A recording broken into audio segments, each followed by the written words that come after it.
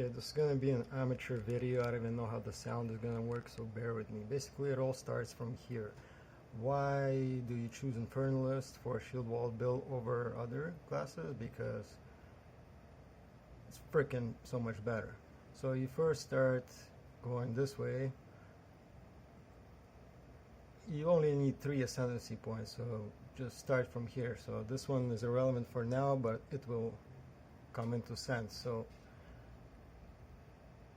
get your first 2 ascendancy, you get this crap, and then reserve 25 life, which gives you spirit. Now you will always be at low life thanks to this belt, which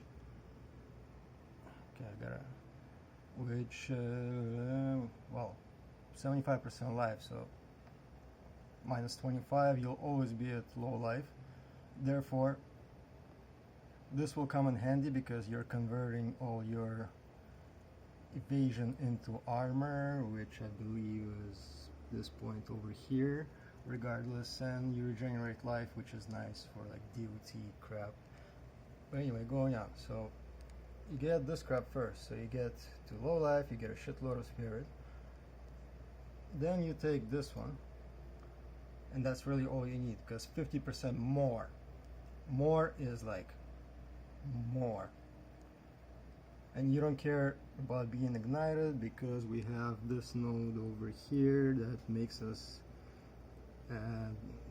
pretty much immune to ignite if we have all red gems, which we do anyway.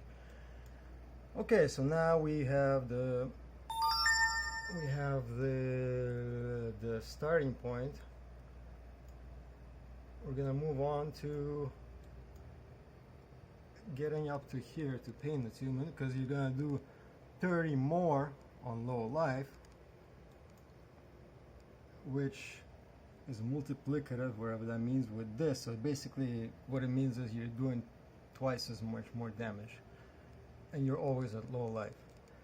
In your case, where am I looking? Okay, I'm looking. You can remove all these points from here. Just take it out for now, because we're gonna move into your charge generation.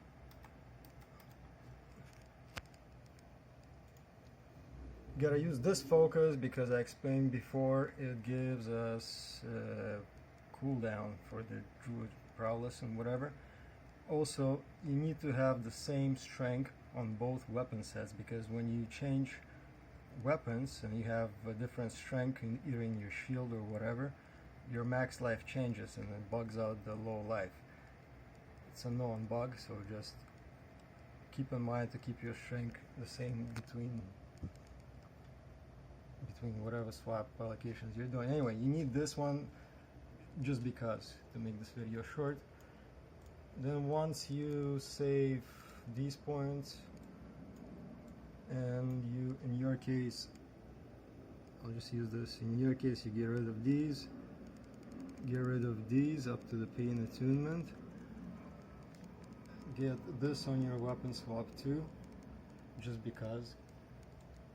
I'm gonna get into the nerf factors, and the crucial part would start here, because you're gonna be war crying with the ferocious roar, which gives you range and breaks armor on hit. I gotta put the phone down because I gotta tap on select.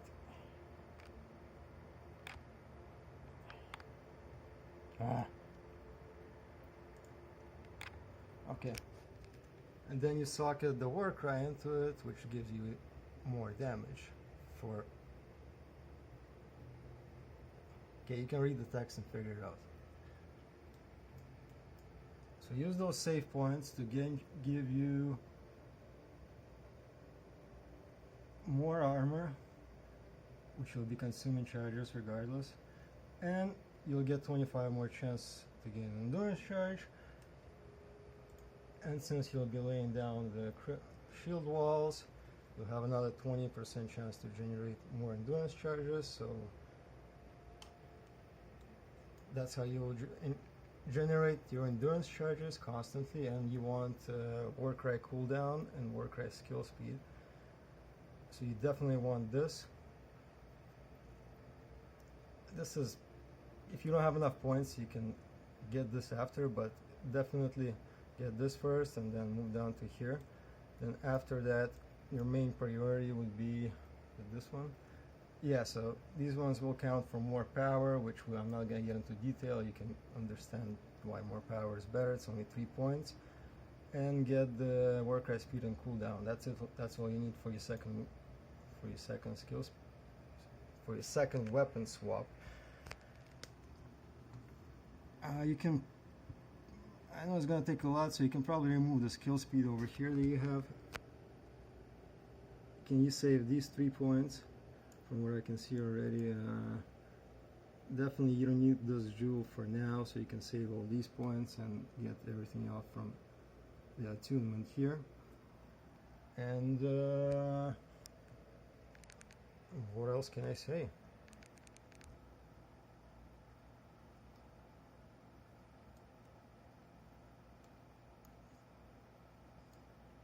Other than that, you're pretty golden.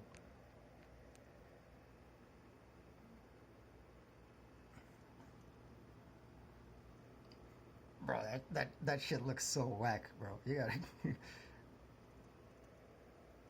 Now I see what you mean. And yeah, just so before I forget, you have. I see that you have. Where is it? Okay, I'm gonna use your tree. I see that you have.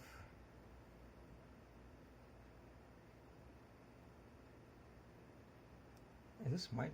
Wait, what am I looking? Okay, that's why it doesn't make any sense. There's yours. I'm like, why do they all look like mine?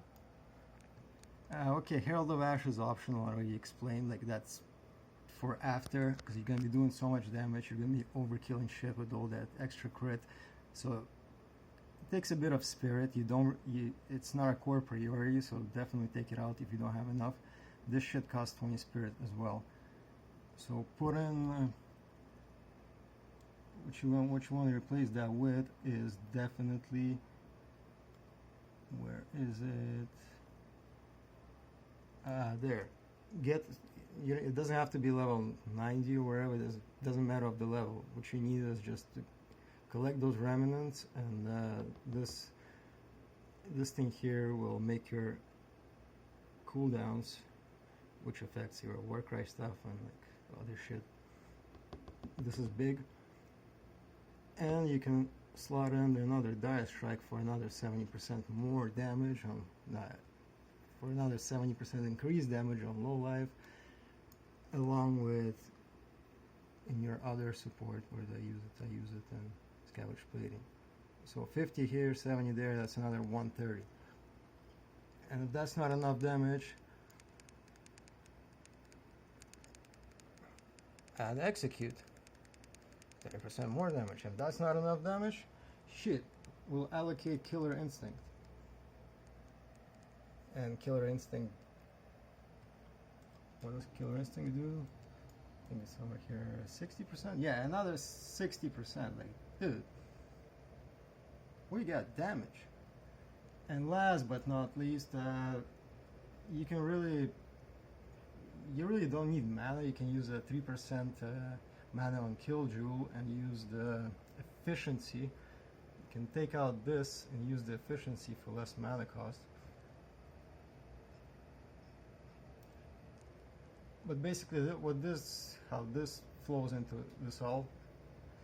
Having endless mana is awesome, but it gives you you take fire damage basically, and by taking fire damage, we overcap our fire resistance, which all of our other resistances rely on fire. So you're not only you're getting more fire resistance, you're also getting the rage charges, and it happens in the background. You don't really need that extra rage, but it's just